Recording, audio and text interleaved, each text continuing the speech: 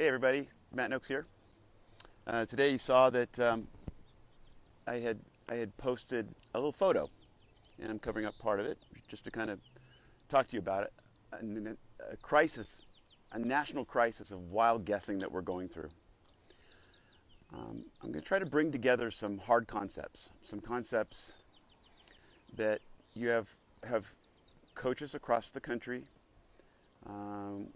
different levels of experience, some saying great things, with no real feedback with the mechanism that we have right now to ensure that they're correct or not, so they don't get credit when they're really saying the right things. And also we're having trouble with coaches on Twitter and Facebook and social media having this ability to communicate to large groups of people. And because they're not in a small little microcosm community,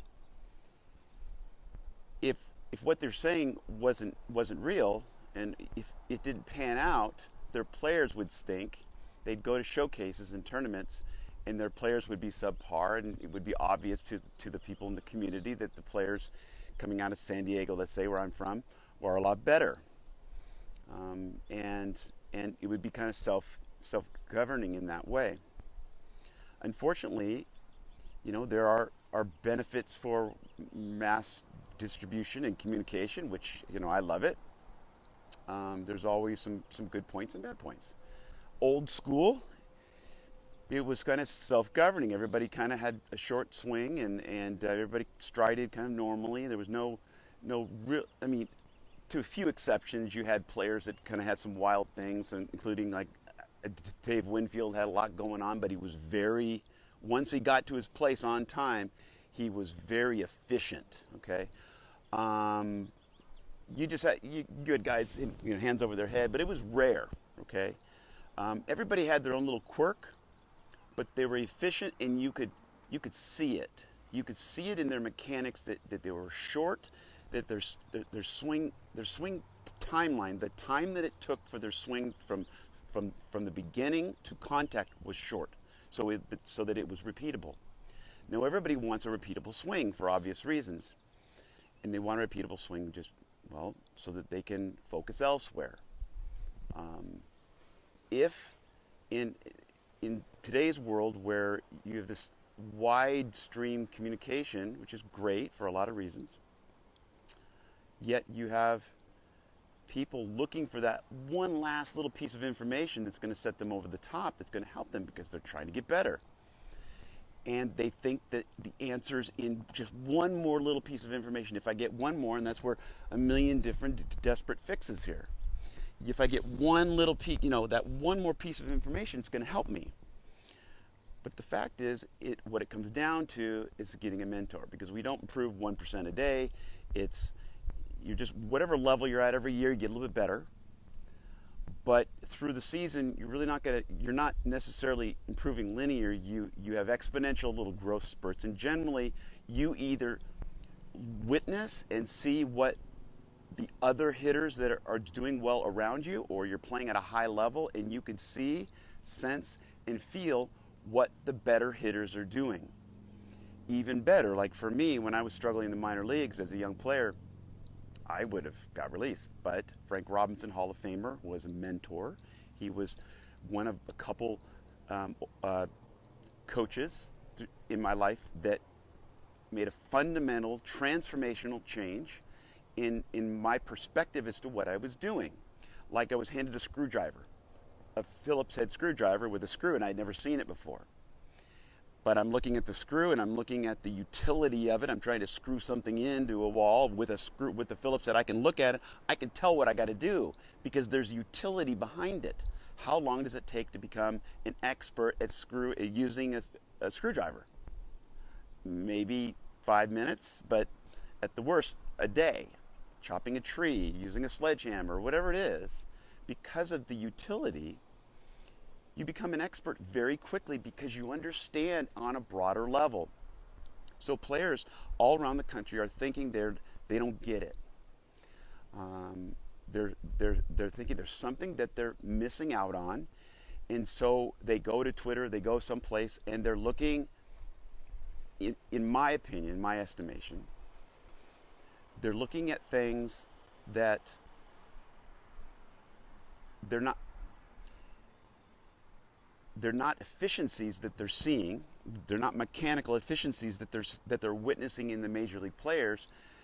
They're seeing, it's like when you draw, those caricatures of a person with a huge head and over-exaggerated characteristics. It's that person, but it's not that person, right? Well, when a young player looks at a hitter, a major league hitter, they see these overblown characteristics, and they think they see something that's relevant, that matters. And of course, that's also relevant with young coaches or older coaches that haven't had the experience. They didn't play in the big leagues. Not to say you have to have played in the big leagues. It's just you better get peer reviewed. You better get it checked out, because it's really easy to fall in love with your ideas. And I'm going to be going over some of those and showing you how your ideas can seem realistic and seem right, and then on a real granular level, they fall apart. Because you can you can prove it with your own experiences. If you're in a room with someone who's convinced, or on stage or wherever you're doing, and they're convinced that theories are right, you can show them in a matter of 30 seconds that their hypothesis breaks down. Now, why am I saying all this? Because players and parents, I work with a select group of players and parents and families who want their hitters to be awesome, to be great hitters, and they seek me out to turn their players around and make them great players. I even tell them not to tell anybody they're working with me yet, because that's extra pressure.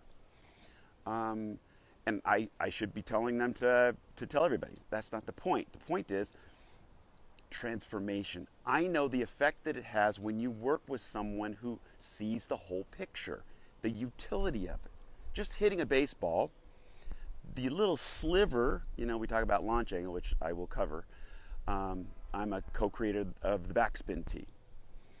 And one of the warnings that I made is that the focus needs to be on launch angle and not on what you're doing, trying to get on, not on swing plane, because the swing plane's got all screwed up because they're making leaps of logic that don't, on a granular level, don't pan out. And I'll prove that. I'll get back to that. You have players and families that are looking for help, smart people, really going out, seeking help to people that seem to have credentials.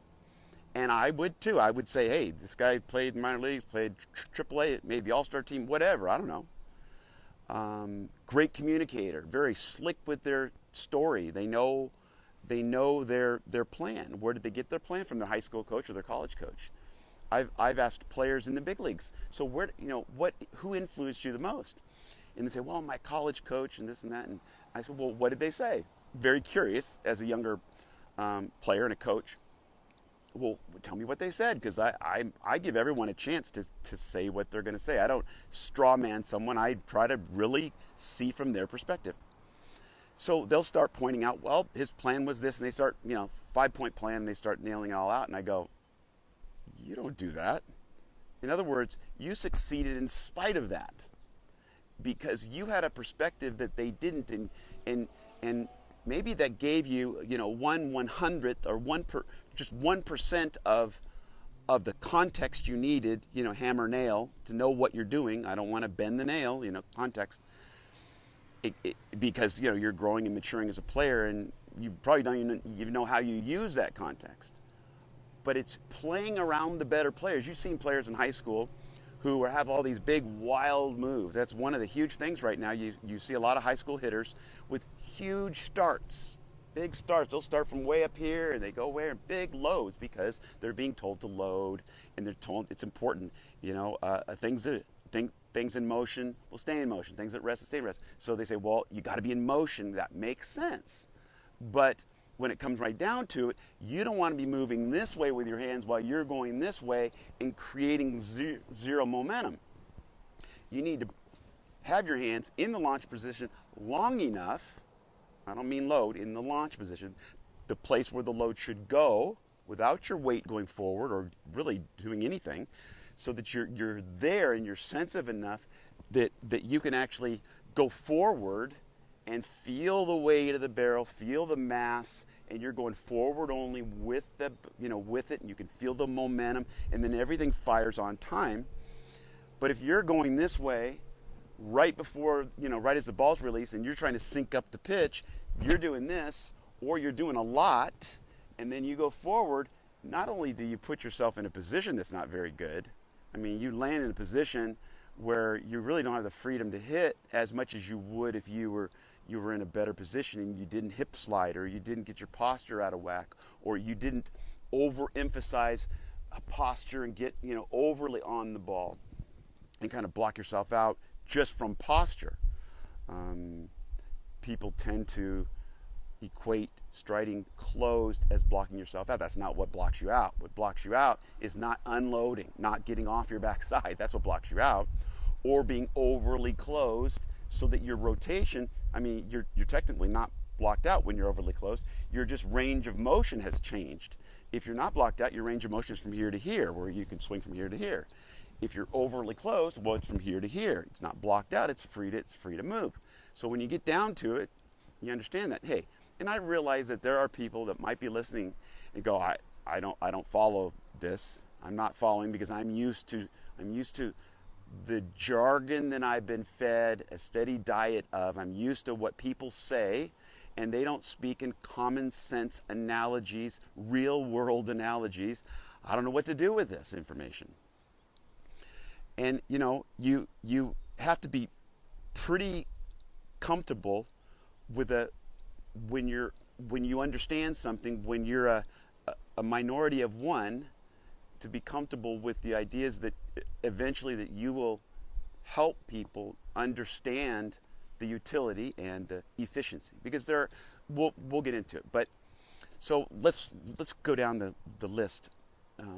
But right before this, parents and coaches and players are looking for answers, and they're getting wild guesses from coaches, and I'll be listing those off. And these wild guesses are getting players into information overload, because they're focusing on what? They're focusing on their mechanical lens. Okay, so they have a lens here that they're looking through. When you were 8 years old, 5, 6, 7, 8 years old, you were shoved into competition before you knew what you were doing. You were trying to hit the ball while you were learning how to swing the bat. So it's very hard to get an efficient swing all the while you're trying to hit a ball, okay? And so 8, 10 years later, you're in high school, maybe you're graduating. You've been in the band for 10 years, been in the band for a decade, and you still don't know much more than you did when you were 8. You're bigger, stronger, faster, have a stronger, smoother swing maybe. You're in more control of your body. But as far as more insight, you're pretty much playing with the same hand that you were dealt in the beginning, because you haven't received any more insight than you had from the beginning, because you're not listening to credible sources. Now, this may upset some people, but I have a select group of coaches that I work with all the time that know me and that I've helped develop, because they've come to me, and it's an exchange, it's a relationship, from Brian Layton at Albertus Magnus, Jarrett Taylor Gardner with backspin tee, Joey Myers. You got Lee Rubin in New York. I'm gonna leave out dozens of people, and I'm not gonna go any further than that. But when I was able to explain the simplicity of what you need to do, as coaches, they were able to follow the course of what a major leaguer does. Okay, so let me run it down for you. What young players do, and shoot, college players, and I'm including college players, people get into the minor league, they get drafted, they're great, talented players. But when you get into minor league baseball, or from college, or from high school to college, and you don't have a mentor to make exponential growth, you're going to make a change because the other players around you aren't swinging the way all your other high school players were, or players in pro ball aren't swinging the way you were in college, and you grow because of that. But you're not going to go much farther without the mentor, without someone laying out the truth for you. You're seeking answers out in the ether, but you don't know if the people saying this are your son is playing right next to someone else who isn't listening to what you're listening to, and they're hitting well. You assume they got the same information you do, but you're learning stuff that's slowing you down. You're learning things that are not natural. That's not the way your body works. But you're in the same community, so you think they have the same information. And if there was more information, you certainly don't know about it. But that's the problem with widespread information.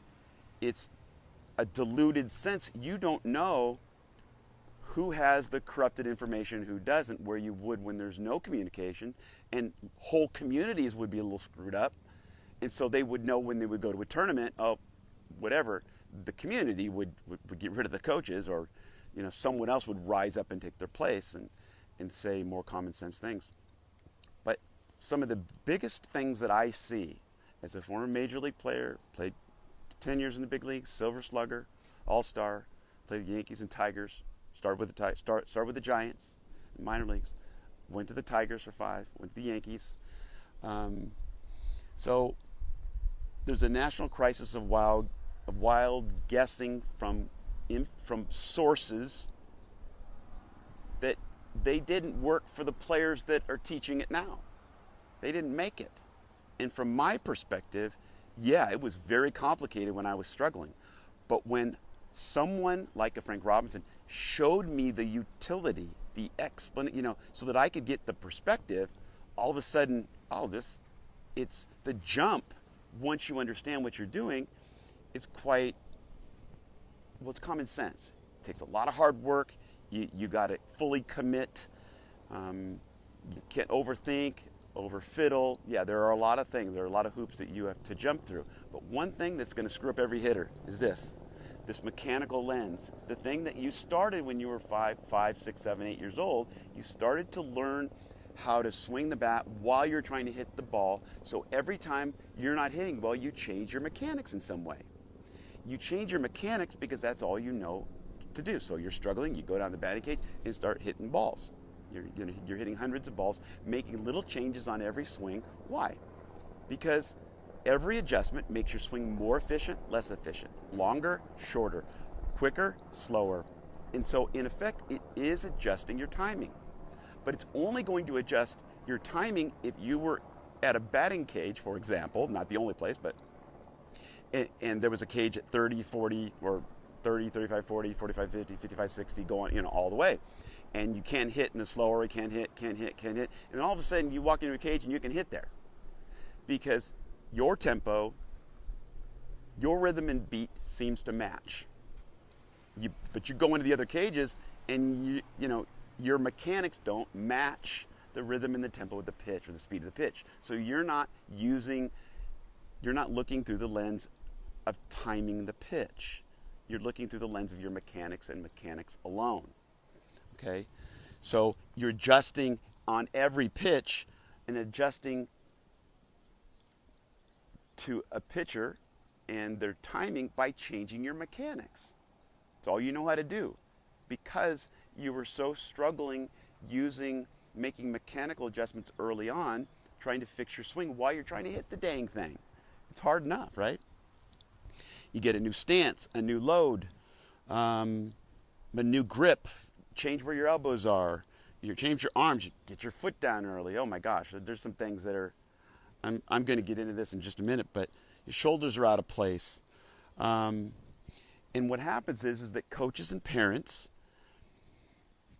are basically saying, if their information, if it didn't work for them, but they're genuinely trying to figure this out, and they have theories, but without the peer review, and usually when they come to me, I'll either let them know and show them in a very simple, efficient way using an analogy that anyone could understand, whether their information is right or not, or whether their theory is right or not. But if a player is opening up too soon, let's say they're firing their hips too soon, okay? Well, the first thing you do is rotate your lower body.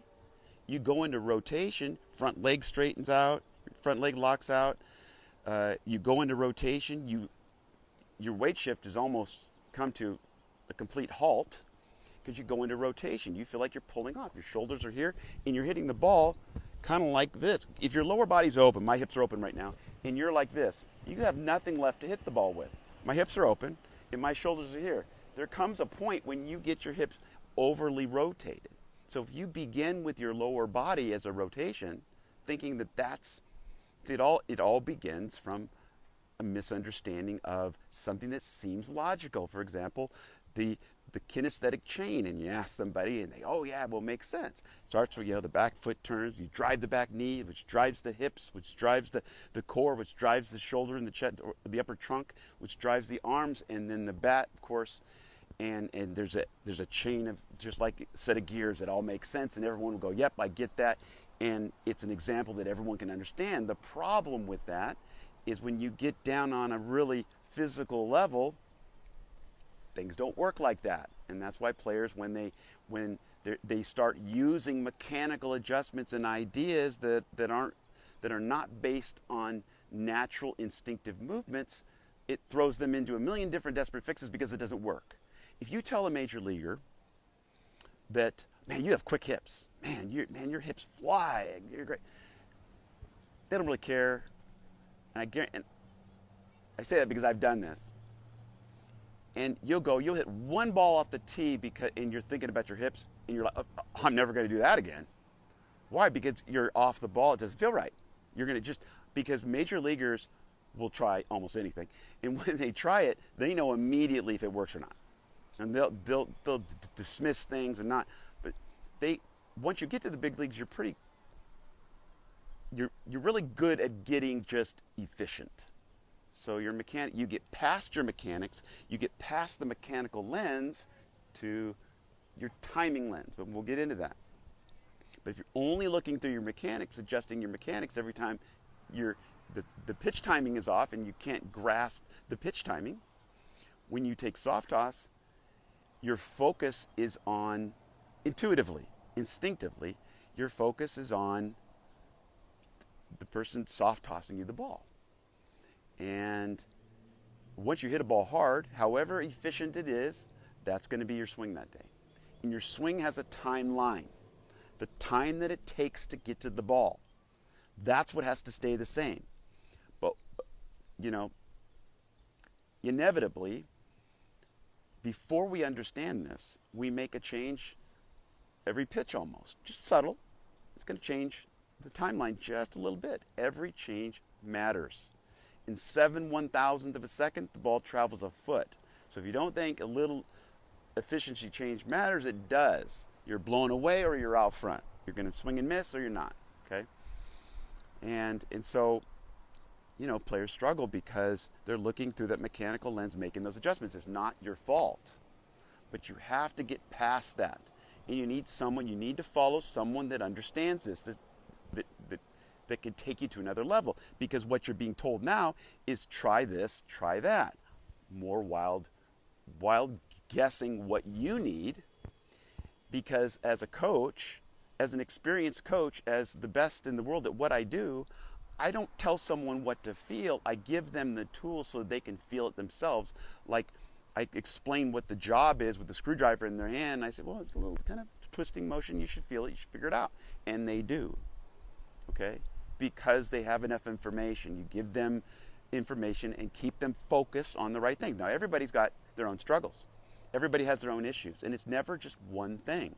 It's always a series of problems. They start to cascade out of control, and it becomes this big mess, and you don't know what's wrong. If you swing and miss at a ball and you strike out, let's say, and maybe even you shortened up your swing with 2 strikes, you shortened the swing timeline. You're not as used to that. Okay? And then you swing and miss. Maybe you got out there early, a little bit jumpy, and you got out there early out of your front foot, a little bit lunging, and you kind of swinging out, kind of arm swing because you're quitting on it. You've changed your timeline. You don't know if the next adjustment, the next at bat, see, a great hitter takes the A swing every time. 0-2, so what? I'm taking my A swing. Because if I have to shorten up, then I don't understand my A swing, because my A swing is already short. It's already as short as I can get it. it's so short that it's so efficient that I can let it go and develop power, and I can get, because I'm not always trying to generate more energy. I'm trying to get more efficient so I can deliver every ounce of energy that I have. It takes 8,000 pounds per square inch to hit a ball 400 feet. And most players in high school have way more than that. They're just not getting it to the ball. It's all scattered and going in different directions. So you have to understand that the sliver in the direction that is success, which is, from about 10 degrees to 36 to 40 degrees, somewhere around there, to all fields. Okay, that's kind of a wide range. It's not a hammer and a nail one direction. If you bend the nail, you know what's going on. So it's confusing in that way. So you have to have a barometer to understand the context more than just a simple analysis of hammer nail. You bent it up. I have to be more precise and shorter. Because of the enormity of empty space around you, that you're out. Pop it up, a little too high, a little too low, your ground balls, pop-ups, you're out most of the time. On top of that, you're hitting your line drives at people, okay? Which is a good case for, instead of when you're taking batting practice, looking at the fielders, because we have a habit of doing that. And we think, oh man, I crushed that ball. Yeah, but you hit it right at the right fielder or right at the left fielder. You're out. And if you get in the game, you're not going to feel that good about it. Better to look at it makes a good case for looking at all the empty space, because we're creatures of automation, and we neuroscientists know that most of what we do is automated. So if you're a hitter, if you're a coach, you must know that you have a superpower. You literally have a superpower that your conscious mind operates at it's debated at the granular level, but it's somewhere between 40 bits per second versus 40 million bits. In other words, your processor, when you've automated it, when you've learned an efficient swing, you don't have to think about it. Once you learn where your mouth is, you don't have to think about it. Or once you learn how to wash your hands as a kid, you can wash your hands all by yourself. But when you're younger, you're kind of going like that because you don't know how to do it, right? Even something simple. Once you automate it, we take shortcuts. You teach a 3-year-old to clean up their room when it's a mess and they throw Legos all over the place. They're not going to clean it up. 5 minutes later, you come back, it's still a mess. But you give them, put the little red Lego in the red bucket and the teddy bear in the cubby, and maybe give them a couple. Even though there's, on average, a household, a task like that has a couple hundred subroutines that you have to learn. And once you learn them, you can be listening to this podcast and be cleaning your room and washing the dishes and doing the laundry and doing whatever, sometimes even doing some homework or whatever, doing stats and whatever. There's a lot that you can do. So it's all about automating. You can't automate if you're making all these changes all the time, because then at the cellular level, and I say cellular level, at the neuron level, every time when a kid learns how to walk, for example, they have to make mistakes. They got to fall down. Why? Because every time they fall and make a mistake, your brain literally changes. At the cellular level, it changes. The neurons rewire so that it automates, and then pretty soon they can walk. Hitting a baseball is arguably, and a softball, is arguably one of the most difficult skill sets in sports to master. So it's no wonder that it's hard to automate, which is why when you have a mentor, you learn, and you look at major leaguers, they know how to prepare while they're standing in line, while they're in the dugout, while they're in the on-deck circle. They don't have to go hit a few balls and say, okay, once you've hit a line drive, okay, now throw me another one. Now you hit it. You don't get that. You get a pitch, you swing and you hit it, you're out. Okay? So what happens is your time, it's limited. You have a clock. It's a counting down. You can't make all the mistakes yourself and be successful or reach the level that you want. Your parents out there, I know if you're a parent that wants your success to be a beast, once your young man or young lady, softball or baseball, to be a beast, to be a great hitter. If you hit, you play. You get the scholarship. You get the notoriety. You get the confidence. People seeing you as an expert, like you're a black belt in karate. You've been in the band for 10 years, okay? So it takes someone to give you that exponential leap, and you're a black belt many times over, because it's not that you've just begun. You've been doing it for 10 years. You've been sparring in the ring for 10 years trying to hit the ball. That's sparring. You didn't know what you're doing. And so all of a sudden now you know the moves in the martial arts of hitting, and all of a sudden now you're a black belt many times over. How does that feel going to school among your peers? You have an expertise. You're brilliant at it. And so, that's something you fall in love with hitting, and you get the bug for hitting, and it's something you can't, there's just something about hitting a ball, a tennis ball, a golf ball, I don't care what it is. Hitting something with a racket or a club, a bat. Just something about that. The feeling when you click it, when everything's efficient, there's just nothing like it. Okay, so let's get on to the next section here. And because your time is limited, at first you're struggling, you don't know what you're doing. But there's the big league plan. Frank Robinson gave me the big league plan. As soon as he gave me the plan, he worked with me for about a week. I went to spring training, led the team in hitting, and I was in the big league roster that next year, and I was in the big leagues a little over a year later, Silver Slugger and All-Star. Okay? Because once I understood what the job was, I could do it. And I could, I'd apply myself. It's hard work. It's not easy. But if you commit yourself to the work, if you commit yourself, you can do amazing things. And why not you? Because in baseball, it's a sport. You don't have to be, 6'9", 6'10", to play basketball. Like in basketball, you don't need to be 300 pounds to play baseball. We have players that are 5'6", 5'7", that are some of the greatest players. And hitting a ball, if you don't hit a ball well for a young player because they're not efficient, they don't hit a ball well, they're looking at ways to improve their power. So of course, so many coaches have discussions about how do we gain more power, and they're overly closing and overly loading up their body and getting lots of spring in there, and they're pushing they're overly cocking their bat. But you know what? You're not delivering what you have to the ball. Now you get more power. So if you're not delivering your energy, generally your weight shift and then your upper body exploding with the spring of your weight shift like a double bounce on a trampoline, that's plenty of power to hit the ball. If you're in high school and weigh close to 180 pounds, you have the ability, and you're 5'10", on a 5'8", 5, major leaguers at that size, or even minor league guys, are hitting the ball 450 feet. Because there's a click, there's like a double bounce on a trampoline. You get that spring and turning your upper body into a ballistic turn.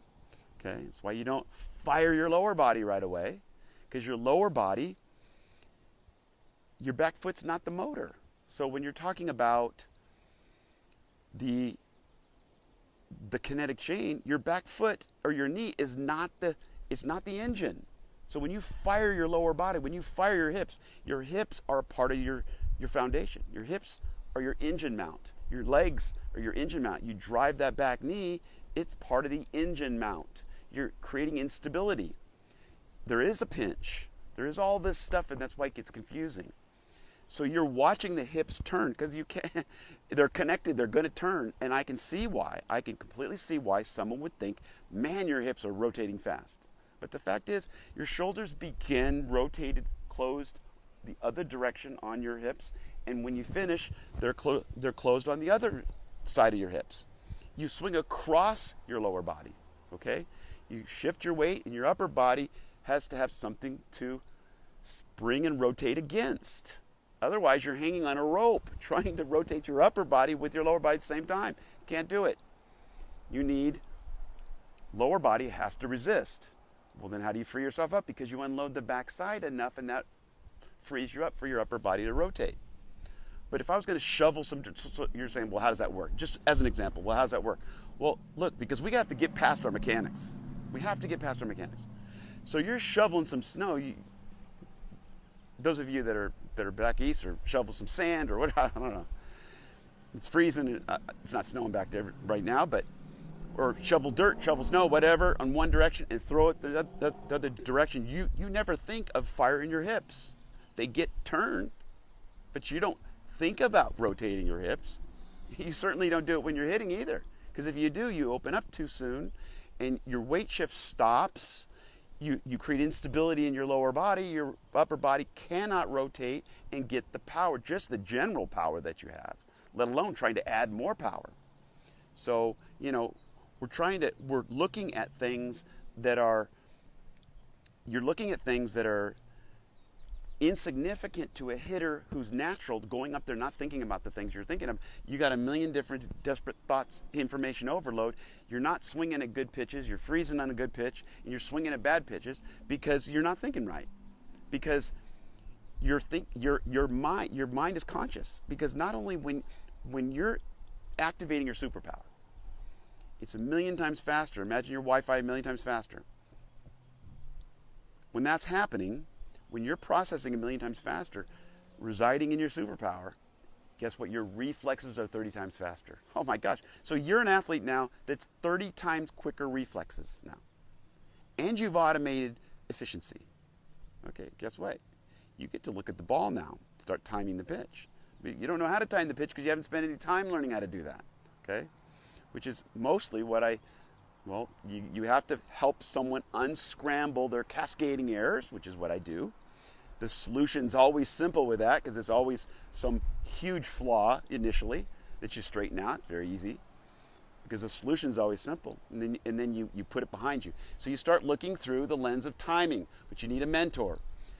Timing, the single most important ingredient to hitting, is timing the pitch. Filtering the pitcher's motion, all the scary stuff that you get distracted about, not knowing when to start, and then you have big long swings and lifting your leg early. You don't have time for all that. You make your timeline so long that the lens of timing, you're not even doing that because you're doing other stuff. I realize that when you have a lot of extra stuff, it's stuff that you can remember because it's what you do. And that's great. I understand the motivation. You add things to your swing that you can remember, so you think that those things will automate your swings. Those things will make your swing repeatable. Because if I can begin a certain way and then end a certain way that's kind of flashy, but it's my flashy, at least those are the same. Well, guess what? Your swing breaks down in the middle. What really good hitters do is they have a photograph from their launch and a photograph at click, and they don't even care how they get there. It's just from frame to frame, they're at contact. That's the part that matters. So you got to focus through the lens of timing. Then you have number 2, your laser focused plan. You got to bring your A swing. Hey, there's something to swing hard in case you hit it. Bring your A swing. Now that's not over swinging.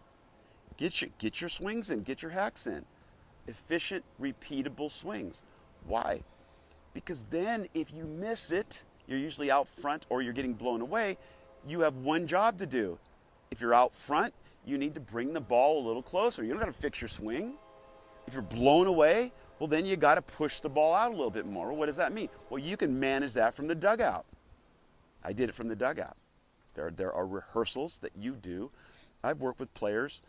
I got them to the big leagues who had completely failed with hardly any home runs, hardly any RBIs, literally a handful of home runs to 31 home runs in 6 weeks by the end of the season. And 111 RBIs and 43 doubles. Other players just like that. I'm just going to use one player as this. Now he's in the big leagues. And all because, I'm not talking about me, I'm talking about the game of baseball. He had 300 at-bats, and you pretty much want to cry and go home if you're hitting 195 and you don't have your home runs, and you're supposed to be the number 1 prospect, and you're the number 4 hitter, and every time they throw it down the middle, you foul it straight off. Well, they're laughing at you, and you're laughing at, now you're mad because you can't hit. Now all of a sudden you get perspective. He goes off. In 6 weeks, he's player of the week 4 out of the last 6 weeks. Another player on the team was player of the week the other 2 times. He hit 18 home runs in that same span of time. So things can happen for you in your career. This is the beginning of the season, and you're battling and you're struggling and you're wondering, what do I do? What do I do? Well, you need to get a repeatable swing. You need efficiency. You look at Dave Winfield and he's going all this stuff, but then when it came to coming forward, his hands, it's almost like he had a rope, and his elbow, everything's lined up, and he's shifting his weight. Everything's efficient coming through. I played with Dave, or against Dave Winfield. I was catching while he's hitting, watching all the crazy movement, but he did it before the pitch. And then by the time the ball's coming, boy, he's got it. He's efficient. A lot of players, if they had any movement, it was efficient. Gary Sheffield was another one of them, moving around like this, but you think it's a lot of movement, but it's actually not, because they're pretty much in position, and then they go and they go to move. They were already there. Maybe it's just the bat that's waggling. Okay, so second, you got to have the plan so that you only are fighting one battle. Okay? In soft toss, you naturally, instinctively, intuitively fight one battle. You don't keep changing your swing. Even if it was the first time you hit a ball hard in soft toss. I teach players, and what the player I was referring to wasn't hitting the ball well in soft toss. I'd throw the ball, ground ball, pop up, and it finally said, "What are you doing?" He said, "Well, I'm just getting warmed up." I go, "You don't get it. You have to figure out what you got to do while you're waiting in line, while you're in the dugout, while you're in the on-deck circle, to get the timing, to get the patterns of the pitcher, to understand what you're looking for, to understand what kind of pitches you like, to understand how to be really good at an inside pitch so you can see the ball longer, you can wait longer so that you have more confidence, you can see the ball better." It's all this stuff that goes on once you understand this. Okay? Once you have a plan, and it's very simple, which is click, I'm on second base, first pitch. Click, I'm on second base. The highest batting every year, guess what? It's the first pitch. Then the second pitch, then the third pitch. It's also, the great pitchers get hitters out in the first three pitches too, okay? But, and also if you're getting a lot of breaking balls, the solution is not to go ahead and start chasing the pitcher. No, then you're going in the pitcher's house. You're doing what you're chasing down the pitcher. You want the pitcher to come to you, okay? One of the stories that Frank Robinson told me, he says, okay, so here's the plan. So he said, so imagine you're about 12 years old and you're at home. And you called your parents and they're 3 or 4 hours away, so you know they're not around. And now it's like 1 o'clock in the morning. You ordered pizza and cans of Coke on the counter, and you're upstairs, and you know where everything is in your house. You're comfortable. You're in bed. You hear the back door open, and the pizza box falls over. You don't have a cat. Cans of Coke fall over. Obviously, this is a hypothetical house. And you're like, hey, somebody's in my house. Why? Because it's your house. You're comfortable. So that's the pitcher. Imagine the pitcher with a little mask on and a little eye black and a glove and a hat, cleats and whatever, walking through the house, uncomfortable. Why? Because it's your house. They're uncomfortable in your house. They knock over the lamp that you've been knocking over your whole life. And then they start walking up the stairs toward you, and the third step creaks. It's your house. You know exactly where they are in the third step. So you get up out of bed. You can't see anything. It's pitch black. You go into the right-hand corner of your closet. You grab your bat. Still can't see anything, but you know where everything is. You walk out of the room where a little clear area where if the person walking up would walk right into you, and you got your bat and you're ready to protect yourself. That pitcher is trying to get you out on the front lawn. You need to keep them in the house or get them and drag them in the house. You don't want to play out on the front lawn. That's why when you get a pitch, you better be clicking it. Okay? Now, maybe the first pitch of the game you take because you don't know how to prepare, but good hitters can prepare in the dugout and the on-deck circle. So the first pitch of the game, they're able to look at that pitcher well enough to know what's coming, what they've seen, and maybe they've even hit off them before. And so they're ready. They understand their plan. They're laser focused. You have to be brutally efficient with your mechanics and have a laser focused mindset. So you have to have simple, efficient mechanics, and that's the last lens, which you've already dealt with. So that you're looking through the timing lens. It's the only thing left. So that if you get blown away, you know you need to push the ball out a little bit more, give yourself a little more room. You take a swing and miss, so what? You know now you got to let it come a little closer. Whatever it is, you got one battle. But if you're changing your swing all the time and trying little things, let's say you make 6 adjustments in a bat. Now, I'd have to work this out, and somebody can correct me, please. But I would think it would be, you made 6 adjustments, it'd be 6 times 5 times 4 times 3 times 2 times 1 times the 3 adjustments it takes to hit a ball with timing. You're out front, you get jammed, and then you're on time. But you can work that out in the on-deck circle and in the dugout. You could be on time from the dugout once you know how to rehearse, get ready for the game. You have routines and rehearsals.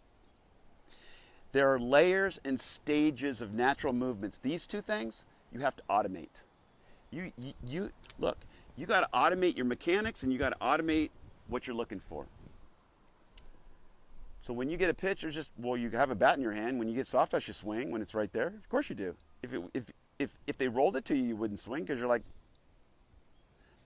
And so on a level that, why'd you swing? Because it looked good. How come you didn't swing? Because it didn't look good. You've automated these 2 lenses. See, okay? So that you can look exclusively in the timing lens. And stages, straightforward principles to develop your mechanics and your plan. Straightforward principles that you can straighten out those cascading errors. But you have to learn how to rehearse them. You can't be learning them while you're swinging the bat. What do you need? You need a mentor to show you through these and to lead you, unscramble what's going on right now. It's normal. Get a quick win, and then start the process of mentoring and finding out, watching game by game by game, which is what I do with all my students. I get to see every game. So I'm able to critique every at bat.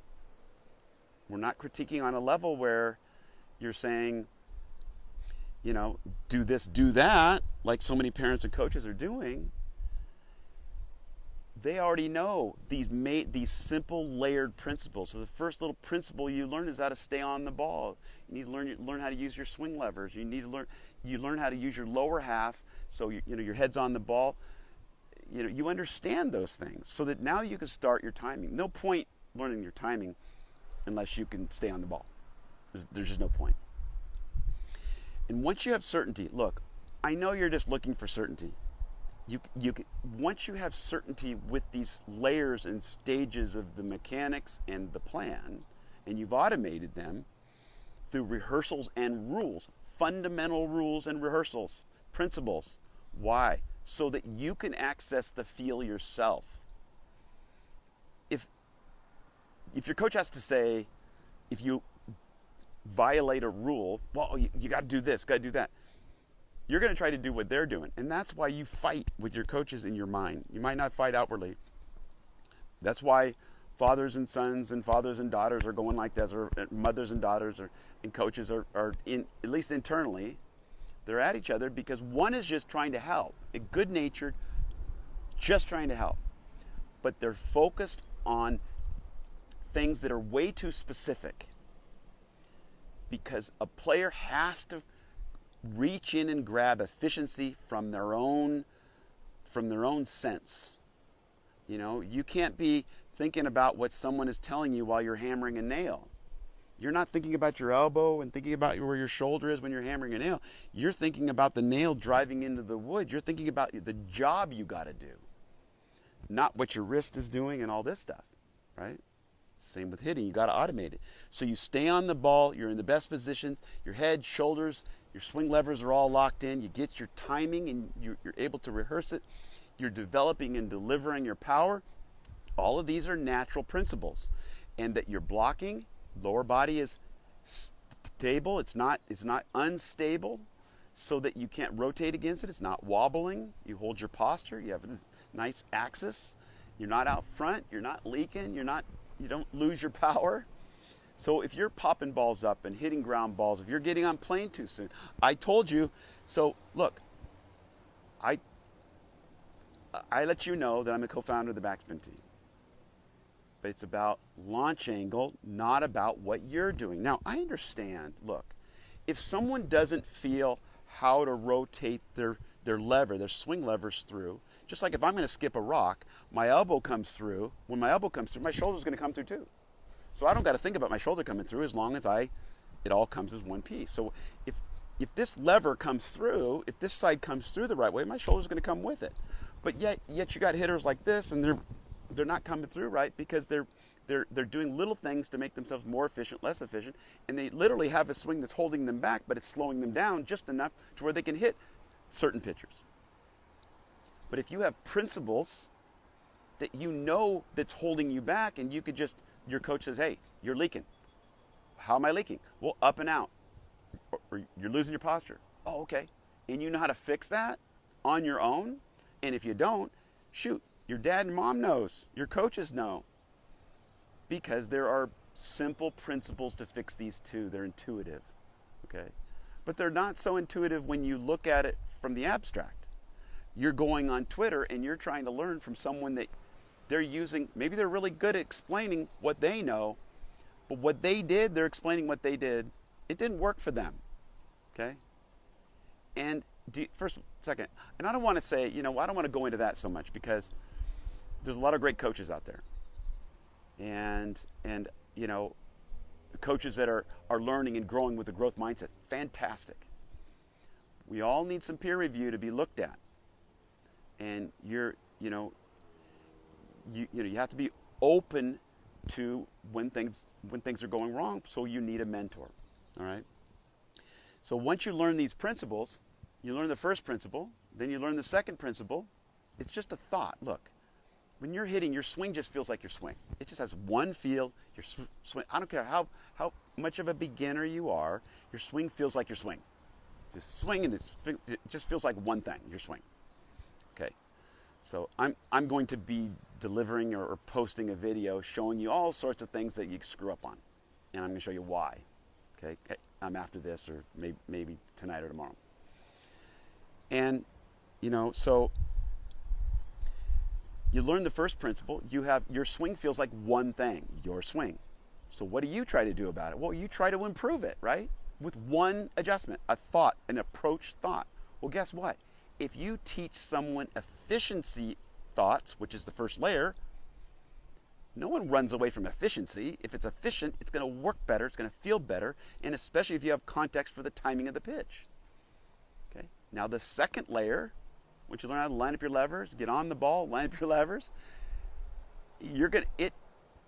lining up your levers is a part of the first one, and then the third is a part of the second, and the fourth is a part of the third, part of the second, part of the first, and all the way up. There's 12 natural moves that you fix those, 99 out of 100 problems are solved. I'm not married to just 12 things, because you could break things down as incrementally as you want. But there's 6 more concepts I wish I would have known about when I was in the big leagues. There was a time when I was actually hitting a lot of home runs, thinking that I was hitting balls up and in, 2 home runs a game, just through series. It was a short amount of time, getting standing ovations in Yankee Stadium, and everyone probably assumed that I was hot, but I wasn't. I was struggling. Because here I was on deck trying to figure out how I'm hitting a ball right at my face and hitting it in the third deck over the aisle and keeping it fair when it's right at my head. Well, I just let my natural ability handle that. And later I figured it out. But hey, you need to know as a young player how that all works. What kind of advantage do you have if you're in high school and you learn that? Or recruiters come in and they're looking at sophomores in high school. So if you're a freshman in high school and you want to be a beast, want to be a great hitter, you need to learn these principles so that by the time you're a sophomore, they're going, oh, she's the hitter, he's the hitter. This player right here. Because these recruiters are already looking at people their sophomore year. That's when they're getting a lot of the letters of intent. But don't fret, because it doesn't matter how late you pick it up. Once you pick it up, no one can take it from you. Once you prove, when you get your pitch, click. You can do it. It's obvious. It's self-evident. Everyone knows when you get your pitch, you click it. That's actually the sign of a major leaguer. When they get their pitch, you can be relied upon to crush it. I mean, not just hit it. I mean, you hit it where it jumps off the bat harder than it looks like you swung. it's just like, whoa, you know, and you're impressed. It's awesome. It's an awesome look, and you see it in the big leagues all the time. Guys swinging and they're effortless, and the ball jumps off their bat. You're like, how do they do that? They're efficient. The movement you're seeing in them, they're not doing. They're not focused there. They're focused on efficiency. They get past their mechanics so they can focus on the single most important ingredient, which is their timing. So they're looking through the timing lens. Your time is limited. That's a pun, that wasn't planned, but your time is limited. You can't make all the mistakes yourself. You need to figure that out so that you can focus and graduate to the timing lens. There are players, I help minor league players all the time who are prospects, and they're struggling. And the organization can't help them. They have almost given up on them. A lot of times they end up going to independent ball with their first round picks. And a lot of them have closed mindsets, and you have to break through so that they understand it. And then they get back into pro ball or affiliated ball, and then some get to the big leagues. You know, once you get their head on straight, but sometimes they age out. So time is crucial. Hope you guys enjoyed this. This is part of my kind of series on the peer review. You know, old school, where you couldn't communicate widespread like we can now. If the community had bad coaches, it showed up in tournaments and showcases because your team wasn't very good. Now, you have players, picked certain players sprinkled in who are learning crazy things, not their fault. And you got coaches that you're learning things, you're showing your players things, making them focus on things that are unnatural that you think have importance. And like I said, I'm going to be posting a video showing you some of the things that you've been taught and debunking them, showing you these myths. And I guarantee you fall in one of these things. Okay? So hope you guys enjoyed this. I'm Matt Nokes with Major League Plan. Everything else is amateur hour.